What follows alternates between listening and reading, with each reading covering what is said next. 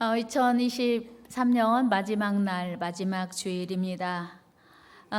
여러분, 한 해를 마무리하는 오늘 하나님 앞에 계시니 참 복 받으신 분들입니다. 오늘 이 뜻깊은 날 귀한 자리에 나와 예배하는 여러분의 지금 마음은 어떻습니까? 여러분은 매주일 예배를 드리기 위해서 교회에 오는 일이 어떻습니까? 늘 기쁘십니까? 감사와 감격이 넘치십니까? 아니면 그저 그런 무덤덤한 예배, 습관적이고 형식적인 예배, 아니면 때로는 귀찮고 불편한 예배였습니까? 80년대 말 구소련의 어느 도시에 한 목사님이 비밀 예배 처소가 있다는 소식을 듣고 그곳을 방문했습니다. 예배처에 가보니 예배를 드리기 전부터 성경을 읽으면서 성도들이 울고 있는 것이었어요. 그들은 예배가 시작되어도 울음을 그치지 않았습니다. 낡은 풍금으로 반주를 하고 몇 명 되지 않는 성가대의 송영은 울음 때문에 제대로 소리가 나오지 않는 것이었어요. 회중의 찬송 소리에도 울음이 섞여 있었습니다.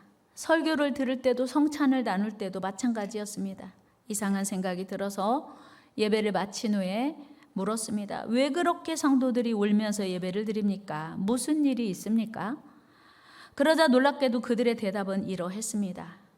우리가 오늘 드리는 이 예배가 이 세상에서 드리는 마지막 예배가 될 수 있어서 그렇습니다. 실제로 그들 중에는 어느 날 갑자기 보안기관인 KGB에서 들이닥치는 바람에 끌려가서 20년 혹은 30년이 넘도록 돌아오지 못하는 성도들이 수두룩 했습니다. 사랑하는 여러분, 지금 우리는 너무나 자유로운 환경에서 매주일 마음껏 찬양하고 예배드릴 수 있습니다. 그러나 지금도 북한에서 뿐만 아니고 많은 공산국가들에서 마음껏 예배하지 못하고 찬양하지 못하고 숨어서 숨을 죽여가며 찬양하고 예배하는 성도들이 있습니다. 그렇다면 오늘 우리는 어떤 자세로 어떤 마음으로 예배를 드려야 할까요? 왜 그들은 생명을 포기하면서까지 예배를 드리는 것일까요? 예배드리다 죽을 수도 있음에도 불구하고 왜 그들은 예배를 포기하지 못하는 것일까요? 오늘 본문은 예수님과 사마리아 여인과의 대화입니다. 예수님께서는 유대인으로서 사마리아 여자인 우물가에 물 길러 온 여인에게 물 좀 달라고 먼저 다가가시면서 말문을 여셨습니다. 사실 유대 사회에서 공공연하게 사마리아인들과는 상종도 하지 않습니다. 그런데 예수님은 그에게 먼저 다가가셔서 대화를 자청하신 것입니다. 대단한 파격적인 일이죠. 이 여인의 대화 속에서 확인할 수 있습니다. 요한복음 4장 9절입니다. 사마리아 여자가 이르되 당신은 유대인으로서 어찌하여 사마리아 여자인 나에게 물을 달라 하나이까 하니 이는 유대인이 사마리아인과 상종하지 아니함이러라. 그러나 우리 예수님께서는 의도적으로 사마리아 지역으로 들어가셨고 한낮에 물길러 우물가에 나온 이 여인과의 대화를 시도하신 것입니다. 이 여인은 성경에 기록된 대로 결혼을 5번이나 할 만큼 삶이 꼬인 사람, 문제가 해결되지 않는 사람, 행복에 대한 목마름이 간절한 사람이었습니다. 우리 예수님은 대화 중에 그 여인에게 뜬금없이 남편에 대해서 질문하십니다. 네 남편을 데려오라. 이 여인이 순간 얼마나 당황했겠어요? 그런데 예수님께 말씀드립니다. 주님, 저는 남편이 없습니다. 그랬더니 예수님이 이미 알고 계신 것처럼, 이미 이 여인의 삶을 다 보고 계셨던 것처럼 네 말이 맞아. 너 남편 없어. 지금 있는 남편도 네 남편이 아니야. 오늘 처음 만났는데 예수님께 말씀하시는 거예요. 여자가 깜짝 놀라서 당신은 선지자이십니다. 보통 분이 아니십니다. 이렇게 고백을 하고 당황했을 법한데 바로 예배에 대한 질문을 해요. 예수님, 우리 조상들은 이 산, 그리심산에서 예배드리라고 하는데 당신은 예배를 어디서 드려야 합니까? 라고 질문합니다. 이 여인은 유대인들이 상종도 하지 않을 만큼 죄인으로 여기는 사마리아인이었고 더구나 결혼을 5번씩이나 한 불경건한 여인이었습니다.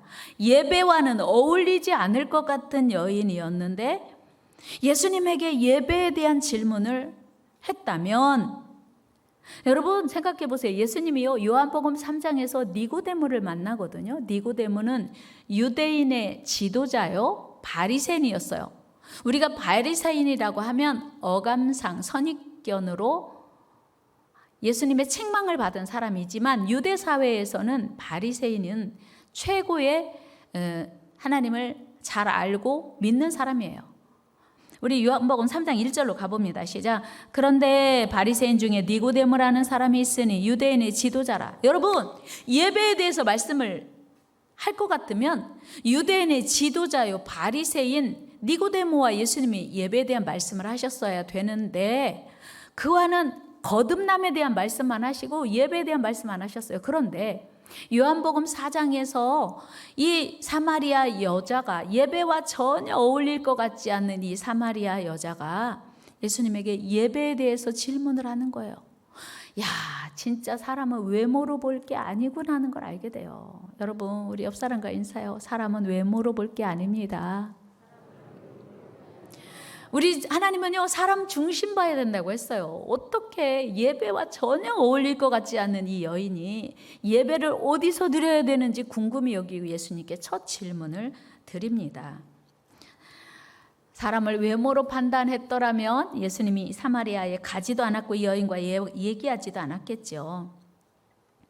그런데 아마도 이 여인은 오랫동안 마음속 깊은 곳에 예배와 예배의 장소에 대한 질문, 깊은 의문이 있었던 것 같아요. 우리 요한복음 4장 19절 20절 같이 읽어요. 시작.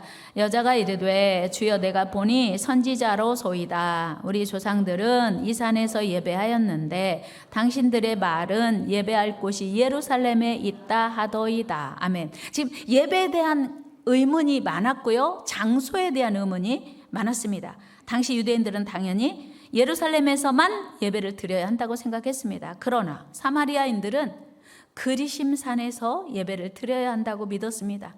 당연히 남북이 갈라졌을 때를 생각해 보면 북이스라엘은 남쪽에 위치한 예루살렘에 올 수가 없었습니다. 그러니까 북쪽에서 예배를 드렸어야 돼요. 뿐만 아니고 이제 사마리아 사람들이 그리심산에서 예배를 드리게 된 배경은 스룹바벨 성전과 관련이 있는 역사적으로 꽤 오래된 일입니다. 스룹바벨이 바사왕 고레스 이후에 포로 귀환 명령이 떨어지고 이제 예루살렘에 돌아가서 성전을 재건해야 할 때에 사마리아 사람들이 자신들도 함께 성전 재건하는데 동참할 것을 건의합니다. 그러나 그 요구는 남유다 사람들에 의해서 거절되었고 그로 인해 갈등이 시작된 것입니다. 우리 에스라 4장으로 가봅니다. 시작. 스룹바벨과 족장들에게 나와 이르되 우리도 너희와 함께 건축하게 하라. 우리도 너희같이 너희 하나님을 찾노라.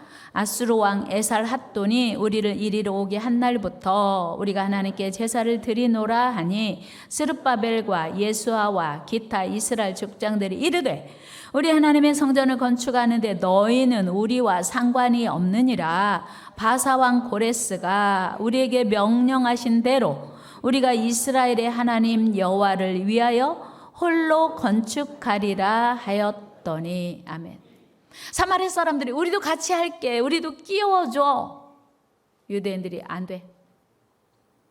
너희는 부정한 사람들이야. 성전 건축에 동참할 수 없어. 우리가 알아서 할게.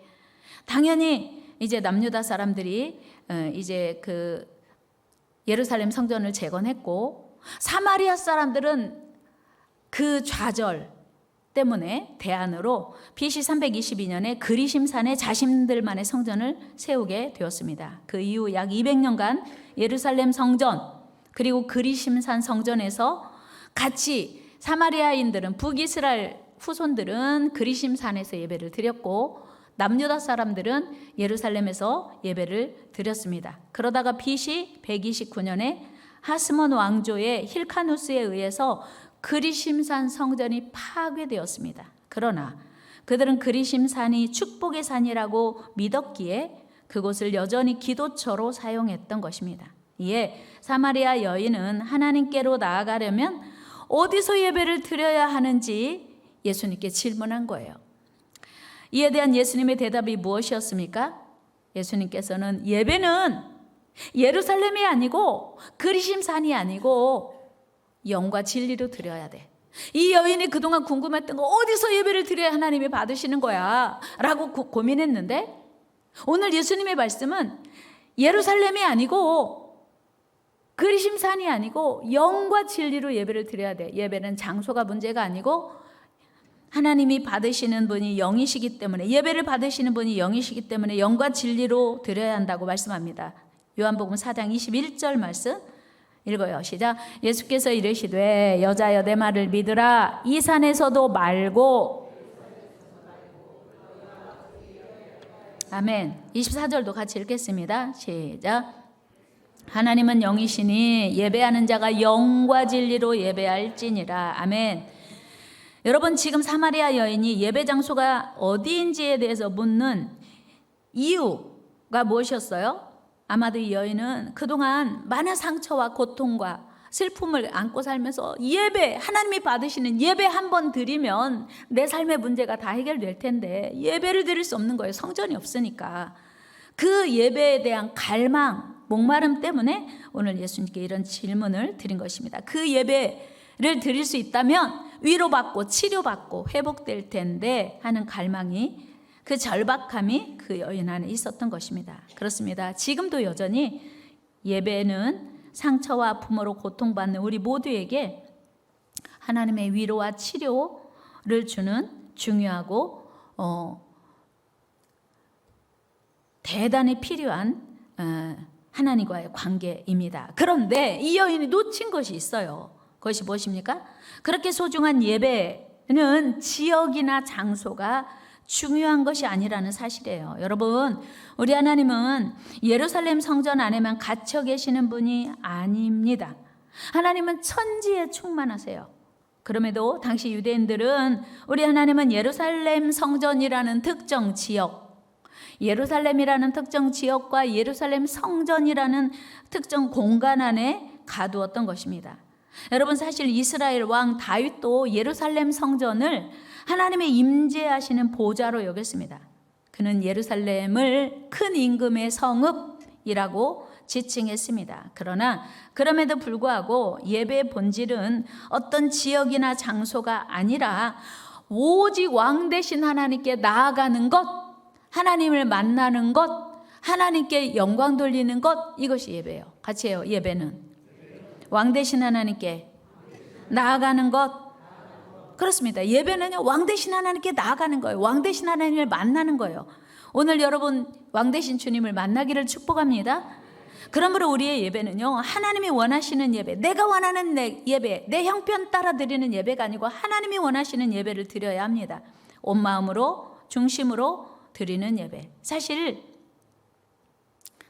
우리 교회처럼 이렇게 성전이 아름답고 이렇게 꽃도 예쁘고 추리가 장식되어질수록 하나님 그분이 영광 받으시는 예배가 자칫 소홀해질 수 있습니다.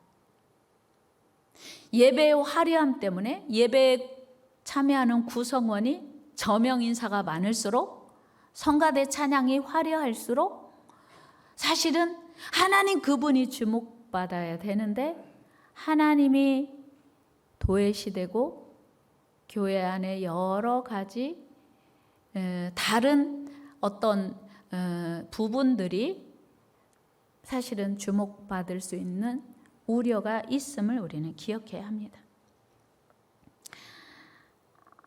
많은 수가 모일수록 예배의 본질을 놓치지 않도록 주의해야 합니다. 여러분, 우리 하나님께서 왜 그렇게 다윗을 기뻐하시고 다윗을 높이셨습니까? 다윗은요, 죄가 없는 게 아니에요. 부족함이 없는 게 아니에요. 다윗이 실수가 없었던 사람이 아닙니다. 그런데 왜 그렇게 하나님은 다윗을 높이셨고 다윗을 축복하셨습니까? 다윗의 마지막은요, 이렇게 역대상 29장에서 말씀하고 있어요. 다윗은 늘도록 부하고 존귀를 누리다가 죽음에 그 아들 솔로몬이 대신하여 왕이 되니라. 여러분, 다윗의 복을 다 받아 누리기를 축복합니다. 늘도록 부하고 존귀를 누리다가 죽었어요. 왜 그렇게 하나님은 다윗을 축복하셨을까요? 그것은 바로 다윗이 하나님께 진심과 전심으로 중심으로 예배하는 예배자, 하나님이 찾으시는 예배자였기 때문이었어요. 다윗은 하나님의 임재의 상징인 법궤가 예루살렘 성에 들어오자 너무나 기뻐서 힘을 다하여 춤을 춥니다. 사무엘하 6장 14절 말씀 읽습니다. 시작. 다윗이 여호와 앞에서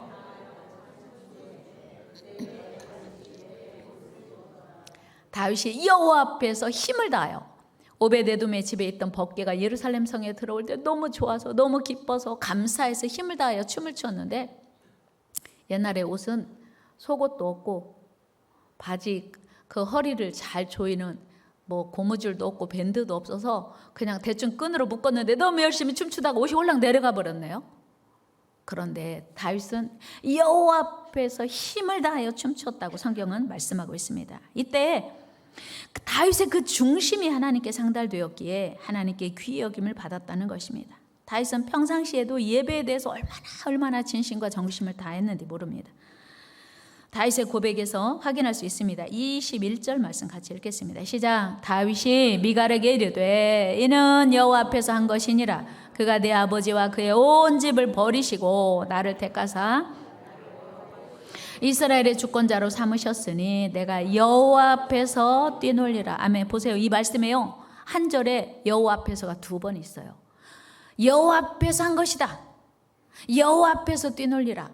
여러분, 미갈은, 사울의 딸 미갈은 아버지의 영성을 받아서 사람들 앞에 체면이 중요했어요. 자존심이 중요해서 당신이 왕으로서 어떻게 채신머리 없이 많은 사람이 지켜보는 가운데, 특별히 여자들이 보는 가운데 바지가 벗겨지도록 춤을 출 수 있냐? 다윗의 말은 나 하나님 앞에서 춤춘 거야. 하나님 앞에서 예배한 거야. 하나님을 기쁘시게 한 거야 라고 다윗은 오늘 고백하고 있는 거예요. 여러분, 저는 오늘 우리 모두의 예배가 다윗의 예배가 되기를 소원합니다. 오늘 우리가 드리는 찬양이 사람 앞에서가 아니라 왕 되신 하나님께 드리는 찬양이기를 소원합니다.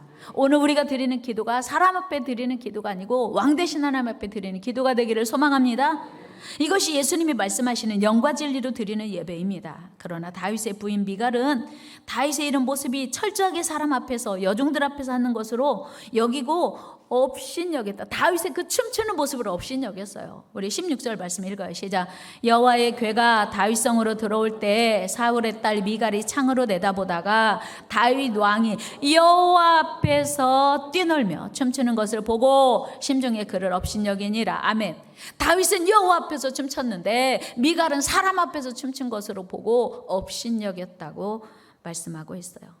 여러분, 어떻게 됐는지 아세요? 그 이후에 미갈은 일생 자녀도 없었고, 자녀가 없었다 하는 말, 다시는 다윗이 미갈을 찾지 않았다는 뜻이기도 합니다. 여러분, 오늘 우리의 예배가 사람이 보기에 좋은 예배라면, 사람에게 맞추어진 사람을 기쁘게 하는 예배라면 그 예배는 실패인 거예요. 오늘 우리 예배는 받으시는 분이 오직 하나님이시기 때문에 하나님이 받으시는 합당한 예배를 드리는 저와 여러분 되기를 축복합니다. 뿐만 아니고 다윗은 성전에 예배하러 올라가는 일이 너무나 큰 기쁨이었어요. 시편 120편 1절 같이 읽어요. 시작.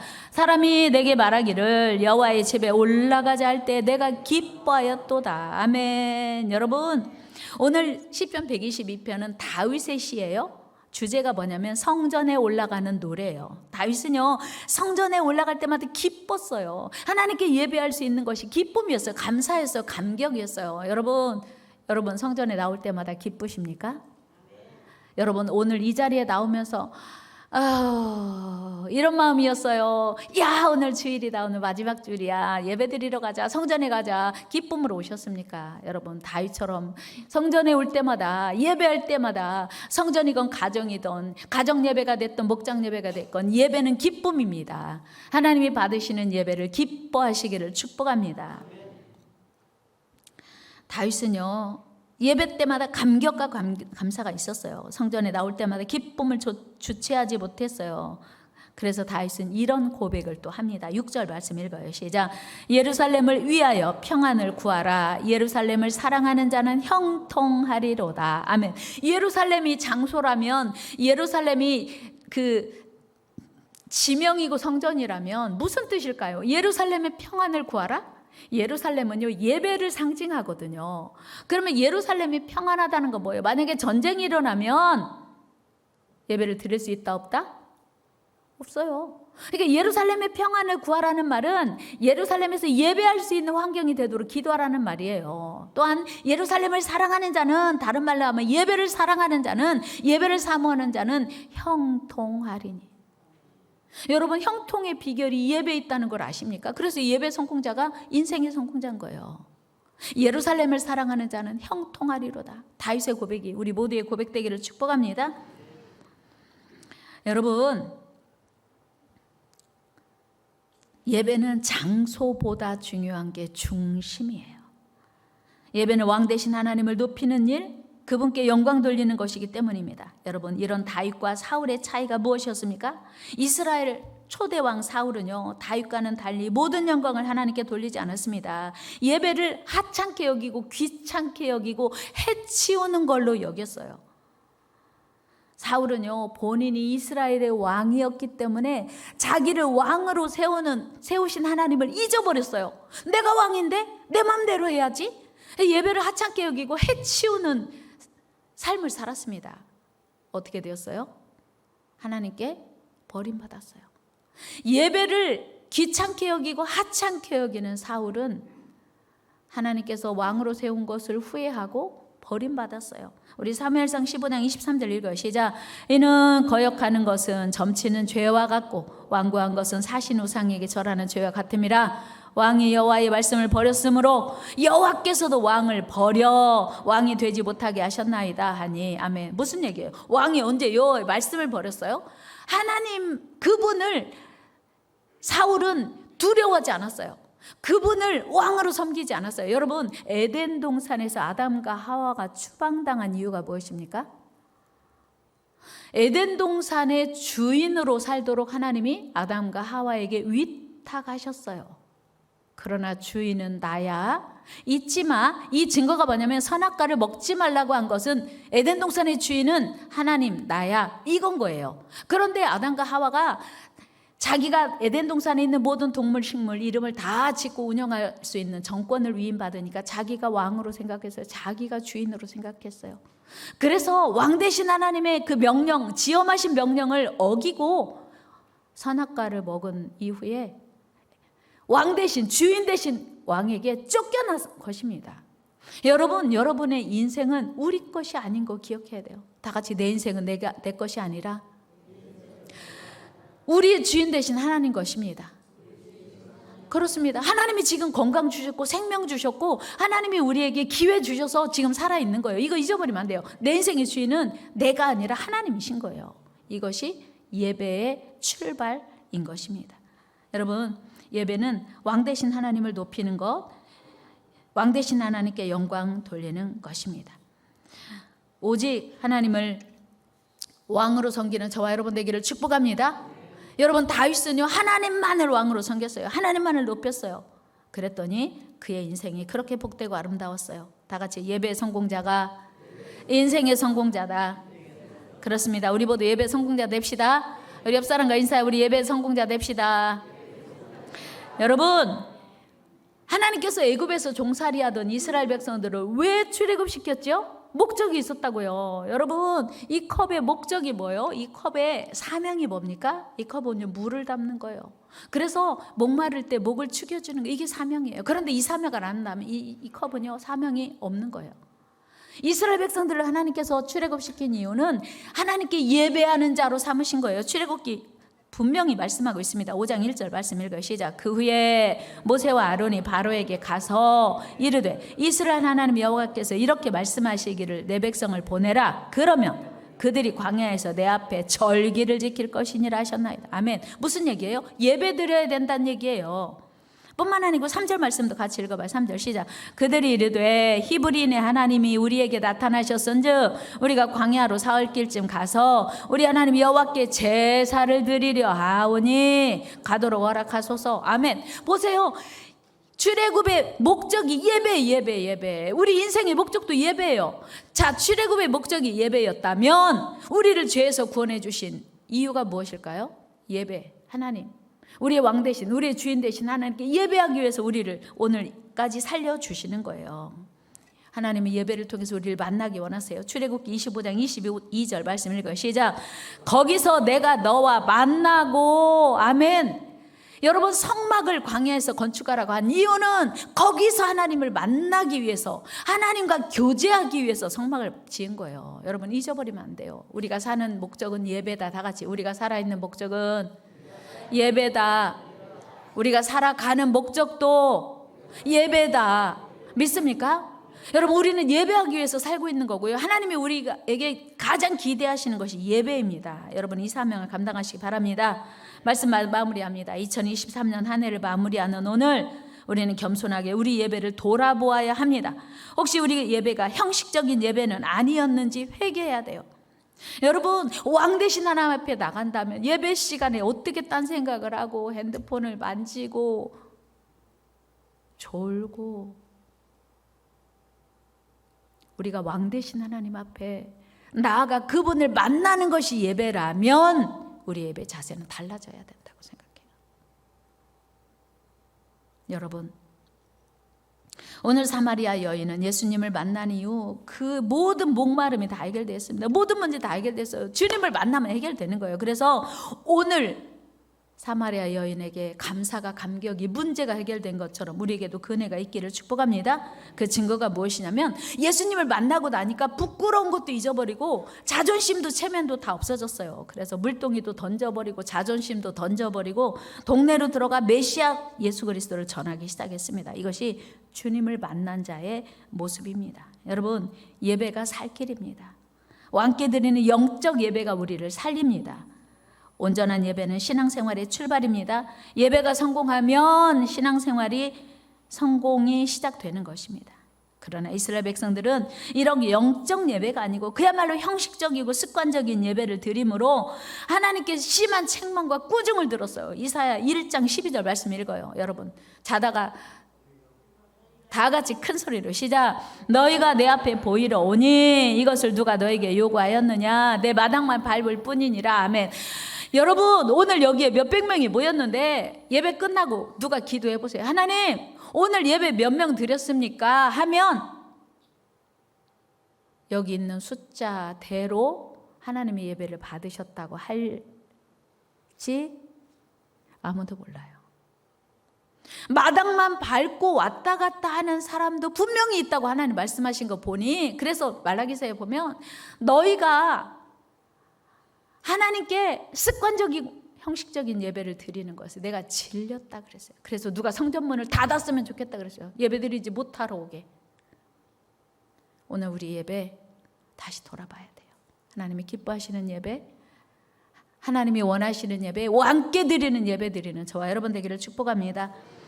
여러분, 두려운 책망이에요. 여러분, 가인과 아벨이 똑같이 하나님께 예배 드렸습니다. 그런데 가인의 예배는 어떻게 됐어요? 가인의 예배는 안 받으셨어요. 아벨의 예배만 받으셨습니다. 그렇다면 오늘 우리 예배는 가인의 예배입니까? 아벨의 예배입니까? 2023년 한 해 동안 한 번도 안 빠지고 우리가 예배를 드렸다 할지라도 오늘 우리 예배가 아벨의 예배, 지금 1년 동안 드린 예배가 아벨의 예배가 되었는지는 정직하게 점검해 보아야 할 일입니다. 여러분, 하나님이 받으시는 영과 진리를 드리는 아벨의 예배 드리기를 주의 이름으로 축복합니다. 하나님을 기쁘시게 하는 매 순간마다 아름답고 복된 예배, 기쁨과 감사와 감격으로 넘치는 예배, 오늘 드리는 이 예배가, 오늘 드리는 이 찬양이 마지막 내 인생에 드리는 찬양인 것처럼, 오늘 우리가 드리는 이 예배가 내 인생의 마지막 드리는 예배인 것처럼 최선을 다하는 예배, 기쁨과 감격과 기대를 가지고 드리는 예배 되기를 주의 이름으로 축원합니다. 하나님 감사합니다. 우리의 예배가 주님 앞에 습관적이고 형식적인 예배, 병든 예배, 죽은 예배였음을 고백합니다. 주님 용서하여 주시고, 오늘 우리가 영과 진리로 하나님께 드리는 살아있는 예배, 영과 진리로 드리는 하나님이 받으시는 왕 되신 하나님을 높이는 예배 되게 하여 주옵소서. 예수님의 이름으로 기도드리옵나이다. 아멘.